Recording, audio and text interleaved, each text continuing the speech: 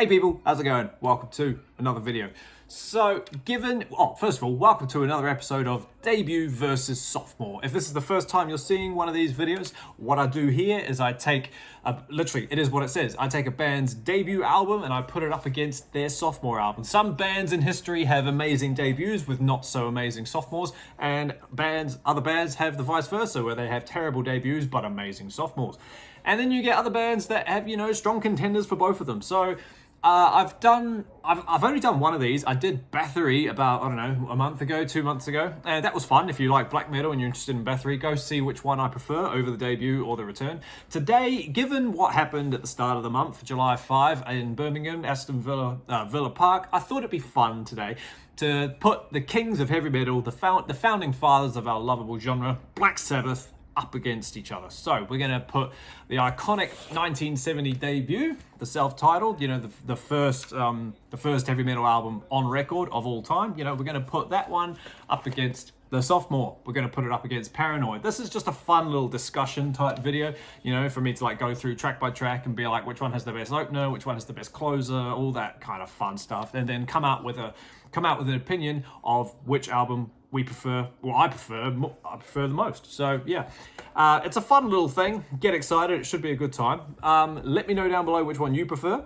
and we'll have a conversation about who's right and who's wrong. So, like we said, let's get straight into it. We kick it off with the debut, the infamous Black Sabbath self-titled, featuring the iconic song Black Sabbath off the album Black Sabbath by the band Black Sabbath.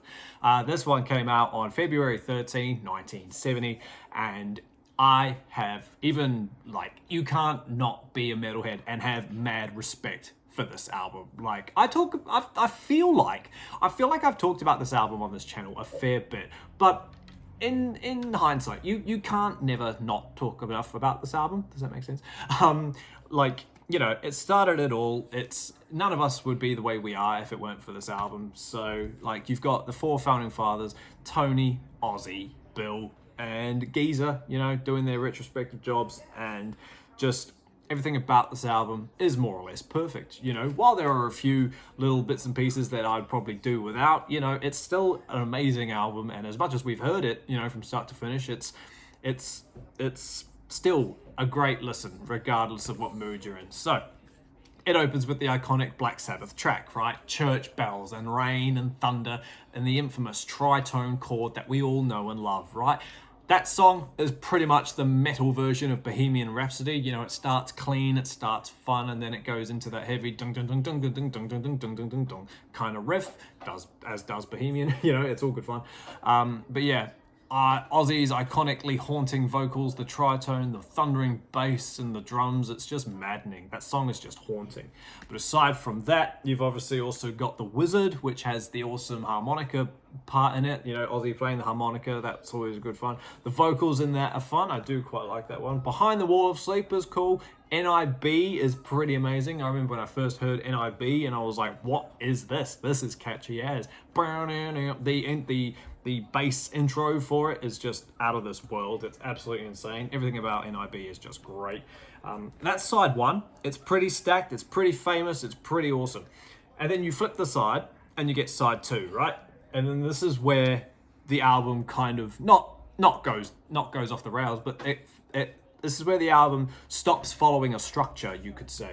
Because you've got Evil Woman, Don't You Play Your Games With Me, which is a cover off someone, I don't know, off the top of my head, which is great. That's fine and catchy. And then you get Sleeping Village mixed in with Warning. So Sleeping Village is its standalone song, it's great. And then Warning turns into this 11-minute jam almost, real typical 70s improvised jam type stuff, Everyone has their own little section where they all go fun on it, It's cool, it's 70s vibing, and in a way it's kind of fun to end the album, but it does feel like it goes on a tiny bit. You put it on and you leave it on, and then you're kind of like, oh, is that still going? You zone out and then come back. So yeah, it's fun. It's a great way to end the album in a way, because it really highlights the era of when it was released and whatnot, of what they're up to.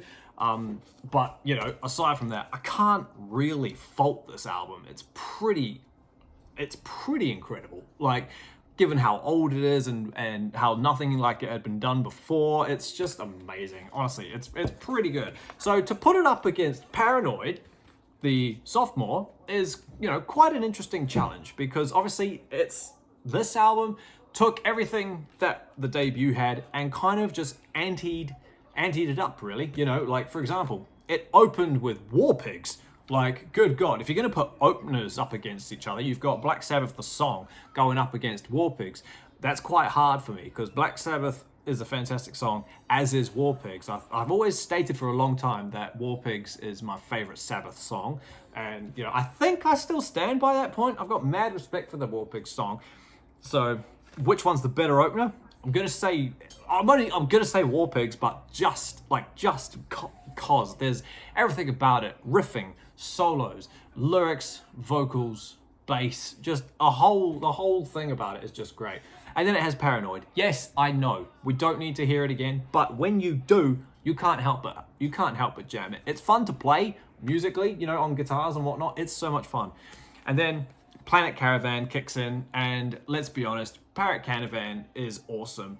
We don't have anything like that on the debut, so that already separates the two albums. There's no spaced out kind of, yes, you had the 12-minute jam, but you have this like almost heroin-induced song of being lost in space, and it's just real great. And then you have Iron Man again, which again you don't need to hear, but when you do, it's like, oh, that's doom metal. Do you know what I mean? It's just real iconic stuff.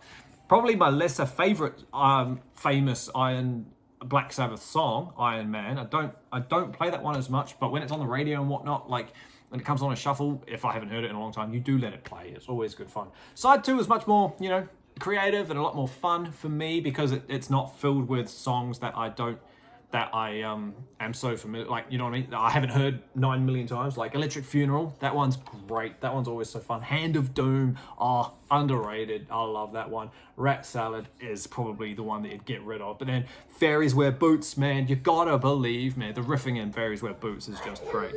Both albums are pretty stacked, so to put one up against the other is quite interesting.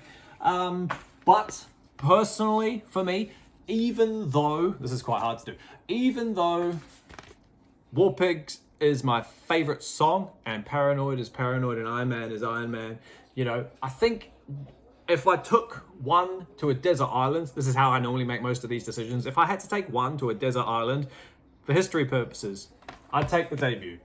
To me, the debut is just the debut. Is it a bit unfair because of how iconic and famous and historic it is?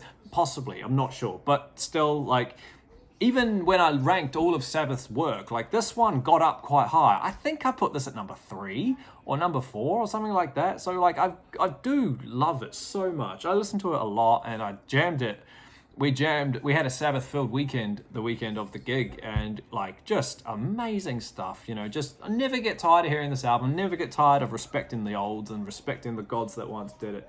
It's just fantastic. You can't not put these up against each other, do you know what I mean? So yeah, debut versus sophomore. The winner for this one for me is Black Sabbath's debut, the iconic self-titled. It's just amazing. So yeah, there's your answer for that one. Awesome as T, thank you so much for hanging out with me just while I sit here and take you through my decisions of which debut or sophomore is better for Black Sabbath. Like I said at the start, let me know down below which your favorite is. Do you prefer the debut or do you prefer Paranoid? And we'll have a conversation going as to why. Explain why you prefer one over the other. You know, did you grow up with one and never hear the other?